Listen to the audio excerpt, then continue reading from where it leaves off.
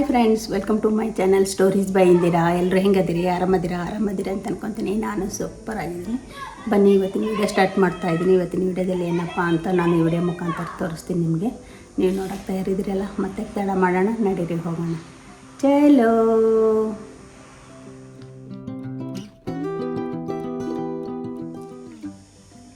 Friends, ನಾನೇನು ಹೇಳಬೇಕಾಗಿಲ್ಲ. ನೀವು ಟೈಟಲ್ ನೋಡಿರ್ಬೋದು, ಪಿಕ್ಚರ್ ಅದೆಲ್ಲ.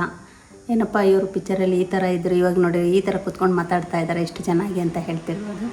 ಏನಿಲ್ಲ, ವಿಡಿಯೋಗೋಸ್ಕರ ನಾನು ಕೂತ್ಕೊಂಡು ಮಾತಾಡ್ತಾ ಇದ್ದೀನಿ. ಯಾಕಂದರೆ ತುಂಬ ದಿನ ಆಯಿತು ವಿಡಿಯೋ ಹಾಕಿಲ್ಲ.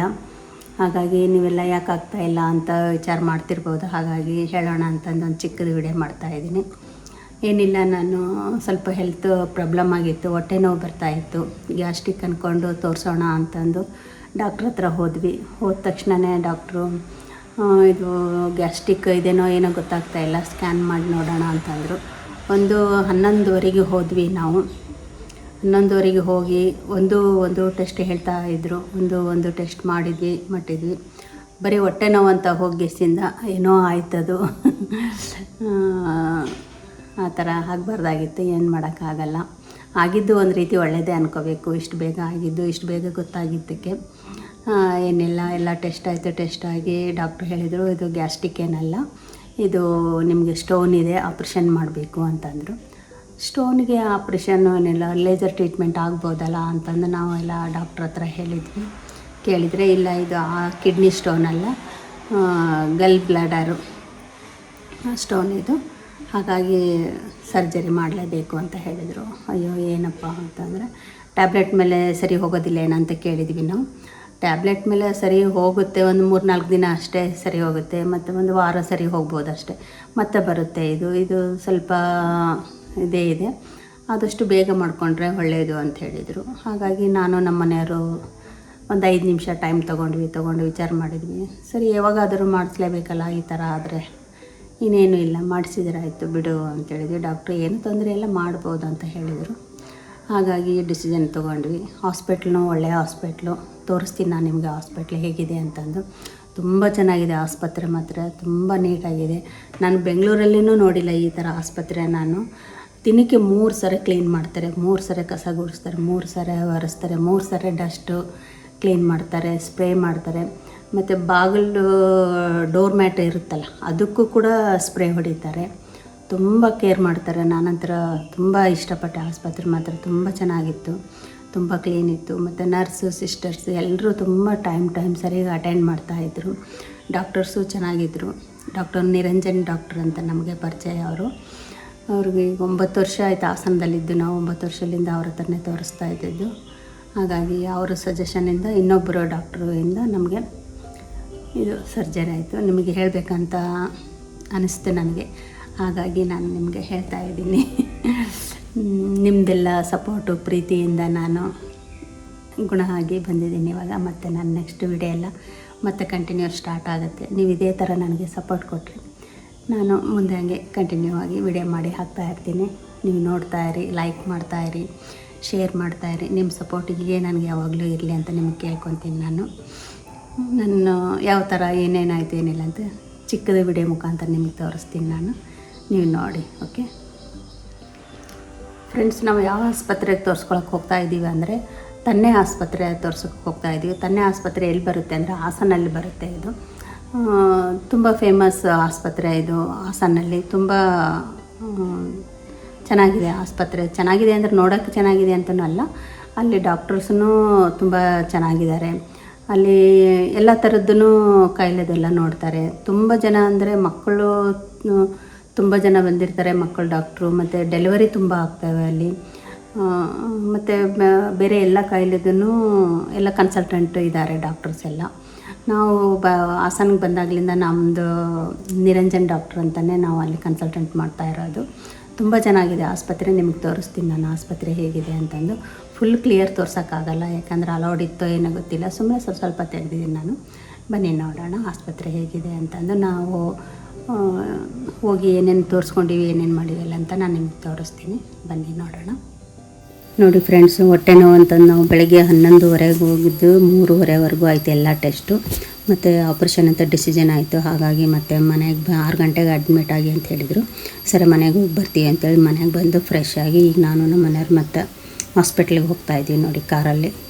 ತುಂಬ ಮಳೆ ಇತ್ತು ಅವತ್ತಂತರೂ, ವಿಪರೀತ ಮಳೆ ಇತ್ತು ನೋಡಿ. ಮಳೆಯಲ್ಲೇ ಹೋಗ್ತಾಯಿದ್ದೀವಿ.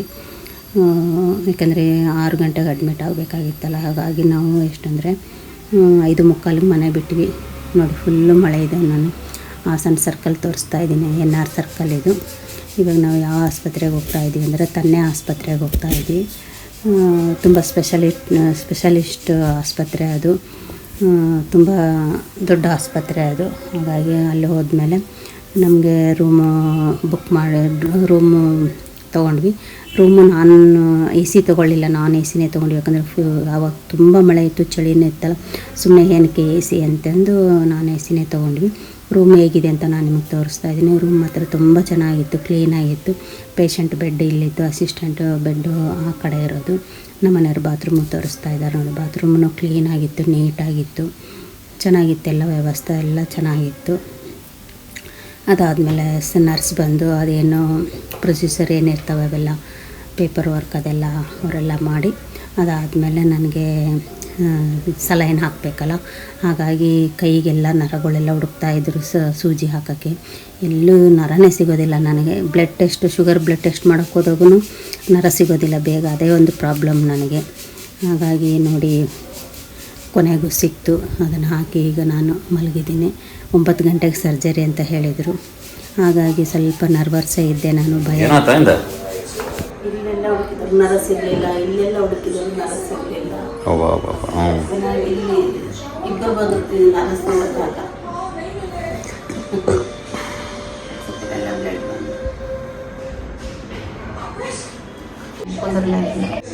ಓಕೆ, ಡೋಂಟ್ ವರಿ, ಎಲ್ಲ ಸರಿ ಹೋಗ್ತೈತಿ, ಏನಾಗಲ್ಲ. Be happy.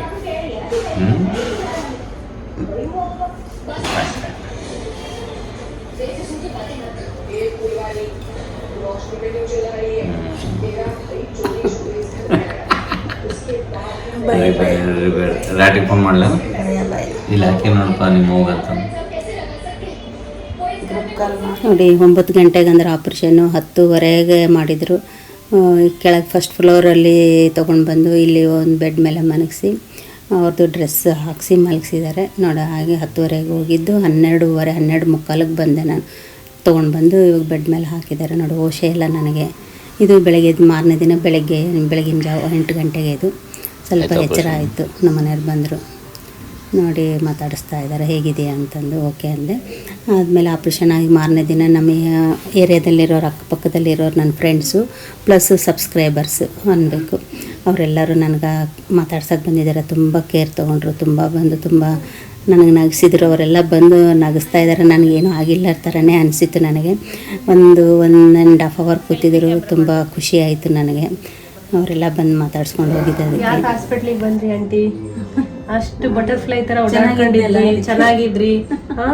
ಅಷ್ಟು ನೋಡ್ಕೊಂಡು ದೇವಸ್ಥಾನಕ್ಕೆಲ್ಲ ಹೋಗ್ಕೊಂಡಿದ್ರಿ. ದೇವರು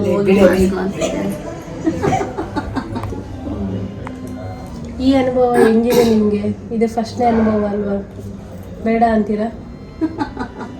ಆಸ್ಪತ್ರೆನೇ ಬೇಡ ಅಕ್ಕ. ಸಣ್ಣದಾಗಲಿ ದೊಡ್ಡದಾಗಲಿ ಮನೇಲೆ ಚೆನ್ನಾಗಿ ಹುಷಾರಾಗಿಬಿಡ್ಬೇಕು. ಆಸ್ಪತ್ರೆ ಇಲ್ಲ, ಇದು ಒಂದು ನಿಮಗೆ ಟರ್ನಿಂಗು, ಲೈಫ್ ಹಿಂಗಿದೆ ಅಂತ ಆಗಿದೆ. ಇನ್ನೇನಿಲ್ಲ, ಚೆನ್ನಾಗಿ ಹುಷಾರಾಗ್ತೀರಾ. ಎಲ್ಲ ಬ್ಲೆಸ್ಸಿಂಗು ನಿಮಗಿದೆ. ಎಲ್ಲ ವ್ಯೂವರ್ಸ್ ಬ್ಲೆಸ್ ಮಾಡಿ ಇವರಿಗೆ ಬೇಗ ಹುಷಾರಾಗಲಿ ಅಂತ. ಬೇಗ ಹುಷಾರಾಗಿ ಮನೆಗೆ ಬರಲಪ್ಪ. ಎಲ್ಲ ವಿಡಿಯೋದಲ್ಲೂ ಚೆನ್ನಾಗಿದ್ರು, ನೋಡ್ತಾ ಇದ್ರಿ. ಇವಾಗ ನೋಡಿ ಎಷ್ಟು ಸಫರ್ ಆಗಿದ್ದಾರೆ. ಇದು ಇರಬಾರ್ದಲ್ವಾ? ಅವ್ರು ಚೆನ್ನಾಗಿರೋದು ಎಲ್ರಿಗೂ ಇಂಪಾರ್ಟೆಂಟ್ ಅಲ್ವಾ? ನೋಡಿ ಅವ್ರ ಫ್ರೆಂಡ್ಸ್ ಎಷ್ಟು ಜನ ಇದ್ದಾರೆ ಇಲ್ಲಿ. ಎಷ್ಟೊಂದು ಜನ ಬಂದಿದ್ದಾರೆ, ಮಕ್ಕಳು ಬಂದಿದ್ದಾರೆ ನೋಡಿ. ಈ ಮಕ್ಕಳು ನಾವು ಎಲ್ಲರೂ ಸೇರಿ ಭಗವದ್ಗೀತೆ ಡೈಲಿ ಸಾಯಂಕಾಲ ಅವರು ಎಲ್ಲರೂ ಬಂದಿದ್ದಾರೆ. ನೀವು ನಿಮ್ಮ ಅನಿಸಿಕೆ ಹೇಳ್ಬೋದು ಈಗ. ಅಂದ್ರೆ ಏನಪ್ಪಾ ಅಂದ್ರೆ ಏನೇ ಇದ್ರು ಬೇಗ ಹಾಸ್ಪಿಟ್ಲಿಗೆ ಸಣ್ಣದ್ರಲ್ಲೇ ತೋರಿಸ್ಕೊಳ್ಳಿ ಅಂತ ಅಷ್ಟೇ. ನೆಗ್ಲೆಕ್ಟ್ ಮಾಡಬಾರ್ದು ಯಾವುದಂತೂ. ಹೋಗ್ಲಿ ಬಿಡು, ನಾಳೆ ತೋರಿಸ್ಕೊಂಡ್ರೆ ಆಯ್ತು, ಹೋಗ್ಲಿ ಅಂತ ಅನ್ಬಾರ್ದು. ನೋಡಿ ನೆಕ್ಸ್ಟ್ ಡೇ ಡಾಕ್ಟ್ರ್ ಬಂದು ಎಲ್ಲ ಚೆಕಪ್ ಮಾಡಿದರು, ನೋ ಪ್ರಾಬ್ಲಮ್, ಎಲ್ಲ ಓಕೆ ಇದೆ, ಡಿಸ್ಚಾರ್ಜ್ ಮಾಡ್ತೀವಿ ಅಂತ ಹೇಳಿದರು. ಬಟ್ ಏನಂದರೆ ಎಲ್ಲ ಓಡಾಡಿ ಮಾಡಿ ಸ್ವಲ್ಪ ಕೆಲಸ ಕಡಿಮೆ ಮಾಡಿ ಭಾರ ಎತ್ತಬೇಡಿ ಅಂತ ಹೇಳಿದರು. ಆಯಿತು ಅಂತ ಹೇಳಿದ್ವಿ. ಈಗ ಡಿಸ್ಚಾರ್ಜ್ ಆಗಿ ನಾವು ಮನೆಗೆ ಬರ್ತೀವಿ. ಪೇಪರ್ ವರ್ಕ್ ರೆಡಿ ಮಾಡತ್ತಾರ. ಬರುವಾಗ ಹಿಂಗಿದ್ದೆ, ಚಂದ ರೆಡಿಯಾಗಿ ಬಂದಿದ್ದೆ. ಬರುವಾಗ ಈಗ ಚಂದಾಗಿ ರೆಡಿಯಾಗಿ ಹೊಂಟೆ ಹೇಳ. ಲಾಲಿಗೆ ಇಲ್ಲಿ ಹಚ್ಕೊಂಡು ಈಗ ಲಾಲಿ ಹಚ್ಕೊಂತ ನೋಡು. ಇವಾಗ ಮನೆಗೆ ಹೋಗಂಗಾಗ ಆಯ್ತು, ಮನೆ ರೆಡಿ ಮಾಡಿನ ಬಾ. ಸರಿ ಸರಿ ಹೋಗ್ತು, ನಾವು ಬಿರಿಯಾನಿ ತೊಗೊಂಡು ಹೋಗ್ತೇವೆ. ನಿಮ್ಮ ಮುಂದೆ ತೊಗೊಂಡು ತಿಂತೀನಿ ಸೀದಾ. ನೋಡಿ ಇದೇ ತನ್ನೆ ಆಸ್ಪತ್ರೆ ಅಂತಂದು ಏನೇನು ಸ್ಪೆಷಲಿಸ್ಟ್ ಇದೆ ಅಂತೆಲ್ಲ ಅಲ್ಲಿ ಲಿಸ್ಟ್ ಬರೆದಿದ್ದಾರೆ ನೋಡಿ. ಇವಾಗ ಡಿಸ್ಚಾರ್ಜ್ ಆಗಿ ನಾನು ಹೊರಗಡೆ ಬರ್ತಾಯಿದ್ದೀನಿ. ನಮ್ಮ ಮನೆಯವ್ರ ಕೈ ಹಿಡ್ಕೊಂಡೇ ಬರ್ತಾಯಿದ್ರು. ವಿಡಿಯೋಗೋಸ್ಕರ ಇಲ್ಲಿ ಮುಂದೆ ನಿಂತು ವಿಡಿಯೋ ಮಾಡ್ತಾ ಇದ್ದಾರೆ. ನಮ್ಮ ಮನೆಯವ್ರಂತೂ ತುಂಬ ಕೇರ್ ತೊಗೊಂಡು ತುಂಬ ಪ್ರೀತಿ ತೋರಿಸಿದ್ರು. ನಮ್ಮಮ್ಮನೂ ಬರ್ತೀನಿ ಅಂತಂದು ಪ್ರೀಮಿಯಂ ತತ್ಕಾಲ್ ಟಿಕೆಟ್ ತೆಗೆಸಿದ್ರು. ಆದರೆ ನಾವೇ ಬೇಡ ಅಂದ್ವಿ. ಯಾಕಂದರೆ ಈಗ ನಮ್ಮ ಅಮ್ಮನ ಕಡೆಯಿಂದನೂ ಆಗಲ್ಲ ಕೆಲಸ, ತುಂಬ ಇಲ್ಲಿ ಬಂದರೆ ಎಲ್ಲ ಕೆಲಸ ಮಾಡಬೇಕಲ್ಲ, ಹಾಗಾಗಿ ನಾವೇ ಬೇಡ ಅಂದ್ವಿ. ಮತ್ತು ನೋಡಿದಿರಲ್ಲ ವೀಡಿಯೋ ಏನು ತುಂಬ ತೆಗೆದಿಲ್ಲ, ಯಾಕಂದರೆ ಒಂದೊಂದು ಆಸ್ಪತ್ರೆಯಲ್ಲಿ ಅಲೌಡ್ ಇರುತ್ತೆ ಇರೋದಿಲ್ಲಲ್ಲ ವೀಡಿಯೋ ಮಾಡೋಕ್ಕೆ. ಹಾಗಾಗಿ ಸ್ವಲ್ಪನೇ ಮಾಡಿದೆ. ನಾನು ಹೋಗುವಾಗ ಎಷ್ಟು ಚೆನ್ನಾಗಿ ಹೋದ್ನೆಲ್ಲ, ನಾನು ಎಲ್ಲ ರೆಡಿಯಾಗಿ ಹೋಗಿದ್ದೆ. ಬರುವಾಗ ಹೆಂಗೆ ಬಂದೆ ಅಂತ ನಿಮಗೆ ತೋರಿಸಿದೆ. ನಾನು ಏನು ಮಾಡೋಕ್ಕಾಗಲ್ಲ, ಹೆಲ್ತು ಯಾವಾಗ ಕೈ ಕೊಡುತ್ತೆ ಏನು ಮಾಡುತ್ತೆ ಅಂತ ಯಾರಿಗೂ ಗೊತ್ತಿರೋದಿಲ್ಲ ಅಲ್ಲ. ಆದರೆ ಒಳ್ಳೆ ಗುಣವಾಗಿ ಬಂದೆ ನಾನು. ಇವಾಗ ನನಗೆ ಆಪ್ರೇಷನ್ ಆಗಿ 6 ದಿನ ಆಯಿತು. ಇವಾಗೆಲ್ಲ ನಾರ್ಮಲ್ ಆಗಿದ್ದೀನಿ, ಏನೂ ಪ್ರಾಬ್ಲಮ್ ಇಲ್ಲ. ಊಟ ಮಾಡ್ತಾಯಿದ್ದೀನಿ. ಊಟ ಅಂದರೆ ಹೆವಿ ಫುಡ್ ಏನಲ್ಲ, ನಾರ್ಮಲ್ ಸಾಫ್ಟ್ ಫುಡ್ ತಿಂತಾಯಿದ್ದೀನಿ, ವಾಕ್ ಮಾಡ್ತಾಯಿದ್ದೀನಿ, ನೀರು ಕುಡಿತಾಯಿದ್ದೀನಿ. ಡಾಕ್ಟ್ರ್ ಏನಿಲ್ಲ, ಎಲ್ಲ ಓಡಾಡಬೇಕೆಲ್ಲ ಮಾಡಬೇಕಂತ ಹೇಳಿದ್ದಾರೆ. ನನಗೂ ಏನು ಅನ್ನಿಸ್ತಾ ಇಲ್ಲ, ಆರಾಮಾಗೇ ಇದ್ದೀನಿ ನಾನು. ನೀವು ನೋಡ್ತಾ ಇದ್ದೀರಲ್ಲ, ಆರಾಮಿದ್ದದಕ್ಕೆ ನಿಮ್ಮ ಜೊತೆ ಮಾತಾಡ್ತಾ ಇದ್ದೀನಿ ನಾನು. ಮತ್ತು ಅದರಲ್ಲಿ ಪ್ಲಸ್ ನಿಮ್ಮೆಲ್ಲರದ್ದು ಸಪೋರ್ಟ್ ಇದೆ, ನಿಮ್ಮೆಲ್ಲರದ್ದು ಪ್ರೀತಿ ವಿಶ್ವಾಸ ಇದೆ. ಇದೇ ಪ್ರೀತಿ ವಿಶ್ವಾಸ ಹೀಗೆ ಕೊನೆ ತನಕ ಇರಲಿ ಅಂತ ನಾನು ನಿಮ್ಮ ಹತ್ರ ಕೇಳ್ಕೊತೀನಿ. ನಿಮ್ಮೆಲ್ಲರಿಗೂ ಥ್ಯಾಂಕ್ ಯು.